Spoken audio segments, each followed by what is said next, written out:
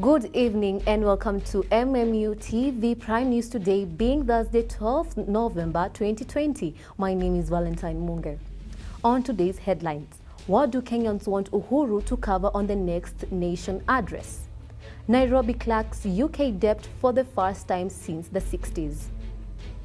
Harambee Stars kept their AFCON hopes alive. Some of the key issues the president is expected to give priority and also cover here include BBI report, COVID-19 pandemic, economic recovery, education, school reopening, universal health care coverage, Big Four agenda, and the insistent fight against corruption. Our reporter Maina has more details on this story.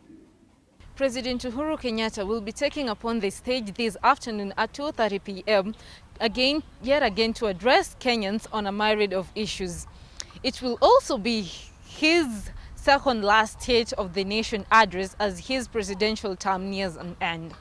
Some of the key issues the president is expected to cover here include the BBI report, COVID-19 pandemic, economy recovery, school reopening, universal health coverage, Big Four agenda, and the insistent fight against corruption. Let's get some of the views of the Kenyans. Tulikuwa tunataka address hiyo mambo ya BBI kwa sababu juzi tumesikia pia ni kama Ruto pia alikubaliana na hiyo mambo. Sasa mimi leo nataka kuona kama ataiongelelea na tuone kama watakubaliana na ndugu yake William Ruto.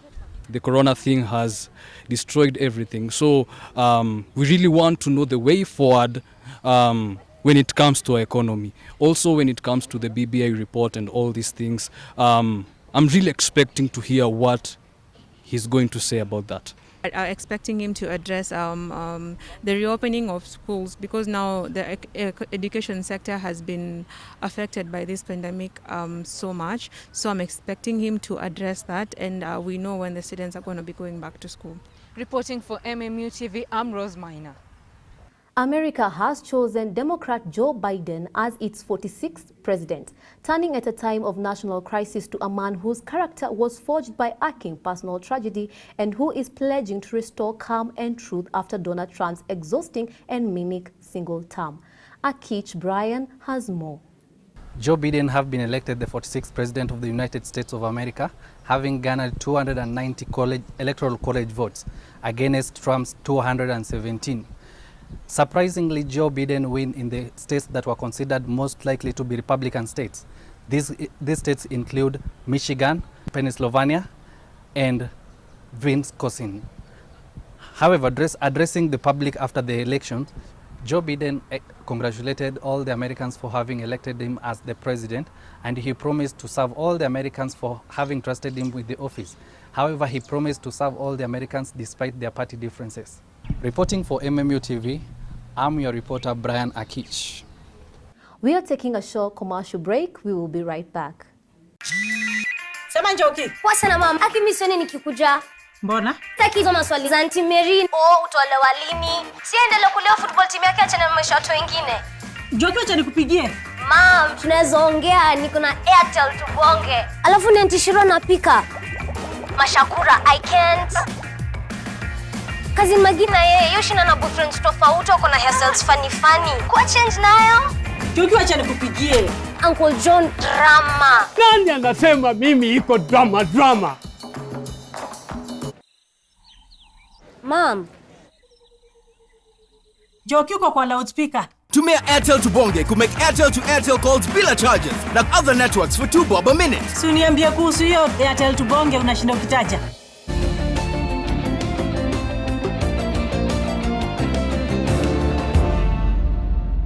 Welcome back, and in business news. Nairobi clerks UK debt for the first time since 60s. Kenya has for the first time since independence cleared direct loans onto the United Kingdom, its former colonial master, that has recently shifted how it lends to developing countries.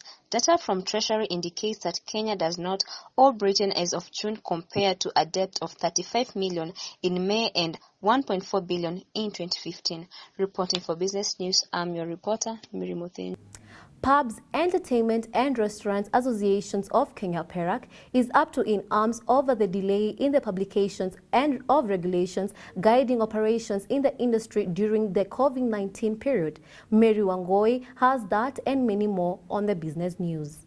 Pubs, Entertainment and Restaurants Association of Kenya (PERAC) is up in arms over the delay in the publication of regulation guiding operations in the industry during the COVID-19 period.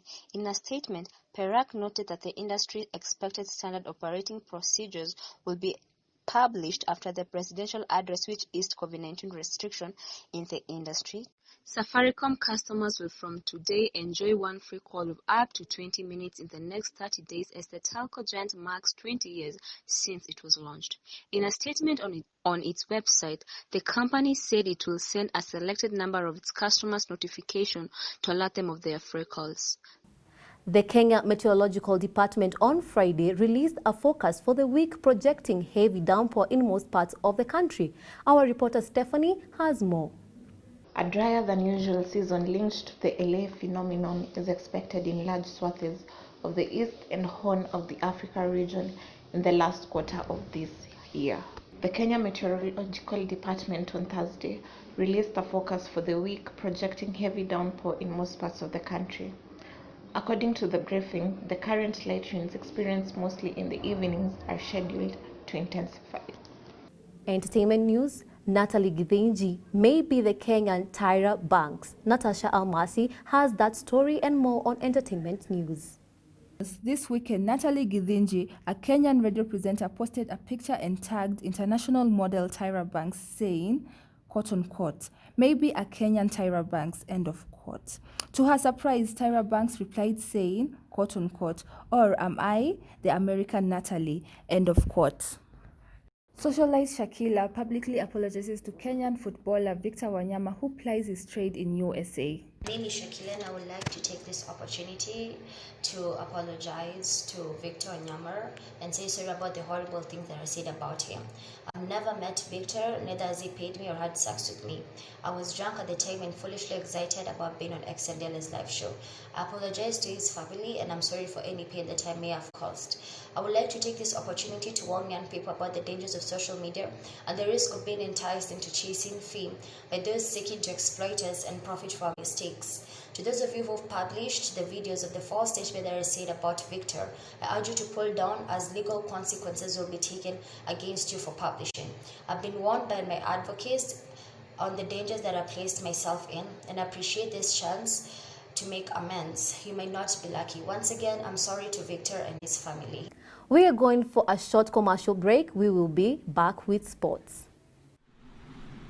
Na furahia undugu na uko wetu, na sherekea kazi na bidii yetu, tuvute pamoja, tushirikiane, bega kwa bega tujikaze, tusaidiane.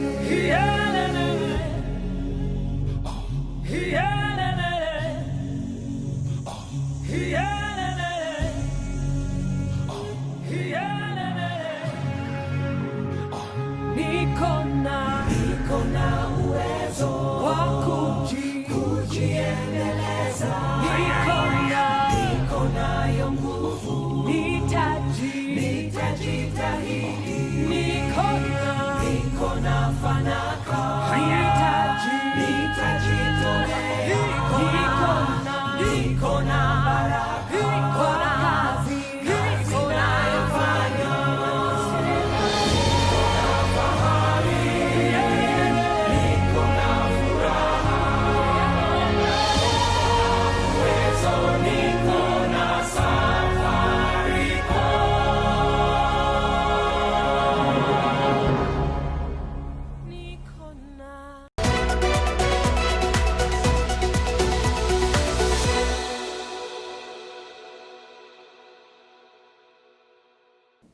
Harambee Stars kept their AFCON hopes alive by forcing a 1-all draw with Comoros, courtesy of a Juma volley. Samuel and Solomon on sports.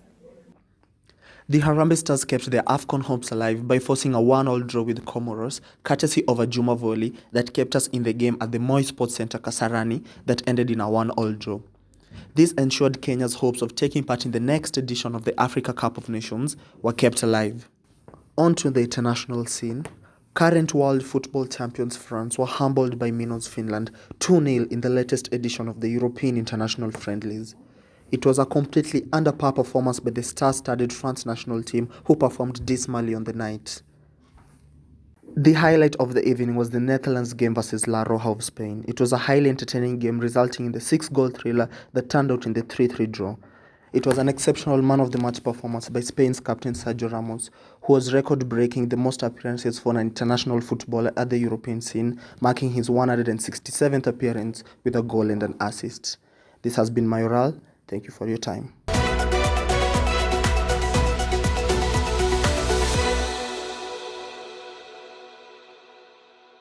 That's all we lined up for you tonight. Thank you for joining us. My name is Valentine Munge. Have a lovely night.